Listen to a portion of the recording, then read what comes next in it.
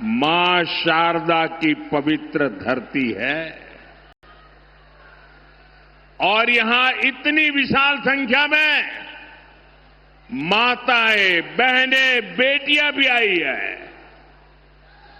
BJP की पहचान ही महिला सशक्तिकरण से है, महिला सुरक्षा से है।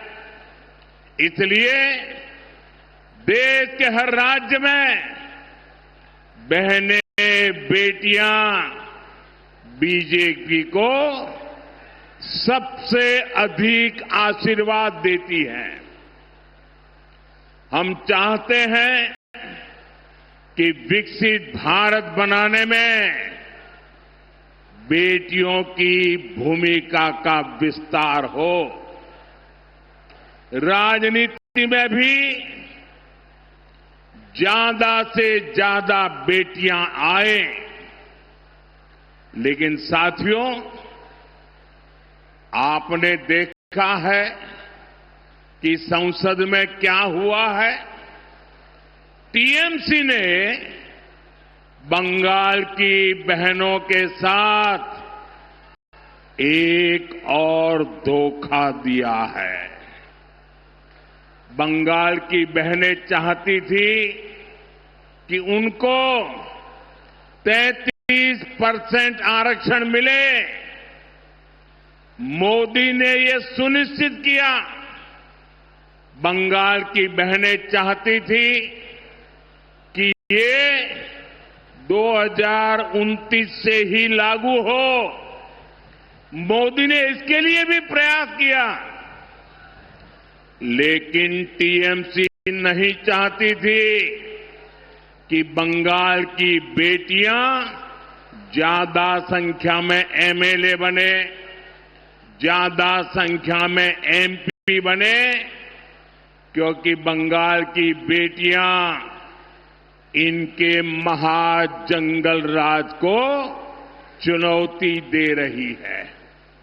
इसलिए टीएमसी ने कांग्रेस के साथ मिलकर साजिश रची और इन्होंने महिलाओं के लिए 33% सीट सुरक्षित रखने का कानून नहीं बनने दिया।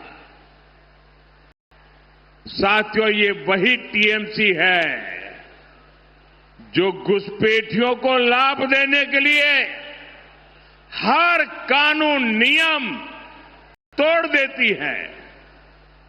ये वही टीएमसी है जो धर्म के आधार पर आरक्षण देने में जुटी है, संविधान की भावनाओं का गला घूंटने में लगी हुई है। मैं माताओं, बहनों से पूछना चाहता हूं, क्या टीएमसी को सजा मिलनी चाहिए कि नहीं मिलनी चाहिए? बहनों के अधिकारों को लूटने वाली टीएमसी को जाना चाहिए कि नहीं जाना चाहिए? टीएमसी को पक्की सजा होगी? पक्की सजा होगी? यहां जो हमारे कुर्मी समाज है, उसकी बात टीएमसी सुनने को तैयार नहीं है। घुसपैठियों की सुनती है, कुर्मी समाज की नहीं सुनती है। लेकिन अपने वोट बैंक को संविधान के विरुद्ध आरक्षण देना चाहती है। कोलकाता हाईकोर्ट बार बार कह रहा है ये नहीं चलेगा, लेकिन महाजंगल राज ऐसा है कि ये कोर्ट की भी नहीं सुनते। महिलाओं के आरक्षण के लिए तो देश की संसद ने कानून बनाया है। अब समय आ गया है, देर नहीं होनी चाहिए, उसको बस लागू करना है। लेकिन टीएमसी को ये पसंद नहीं आ रहा है। मैं बंगाल की हर बहन बेटी से कहूंगा, अब टीएमसी को सजा देनी है। अब टीएमसी को बड़ी सजा देनी है। महाजंगल राज को महासजा मिलनी चाहिए। साथियों, आदिवासी बहनों बेटियों से तो टीएमसी बहुत नफरत करती है। बीजेपी ने देश को पहली आदिवासी महिला राष्ट्रपति दी, क्योंकि हम आदिवासी समाज को सशक्त करना चाहते हैं। लेकिन टीएमसी ने आदिवासी बेटी के सामने अपना कैंडिडेट उतार दिया था।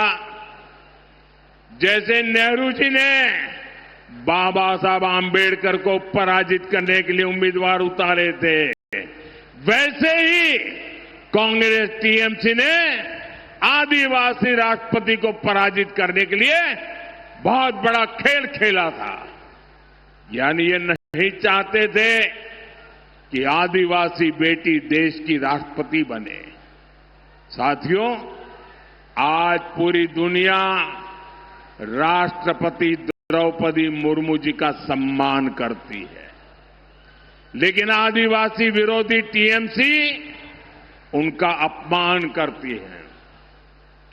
यहां बंगाल में जब राष्ट्रपति जी आई तो टीएमसी ने कैसे उनका अपमान किया, ये पूरे देश ने देखा है।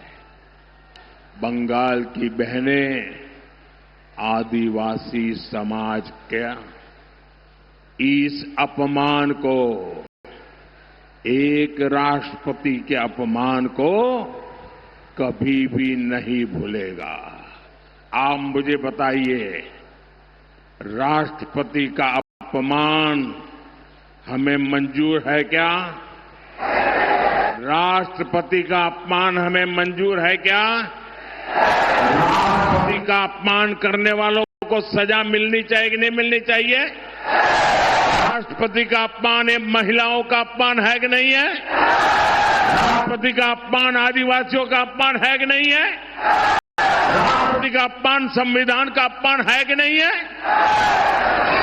साथियों, बहनों की सुरक्षा, आप माताओं बहनों का सम्मान और आप माताओं बहनों की समृद्धि, ये बीजेपी की प्राथमिकता है। अभी टीएमसी सरकार के भ्रष्टाचार की वजह से बंगाल की महिलाओं को वो लाभ नहीं मिलता जो बीजेपी सरकार में मिला करता है। जो बगल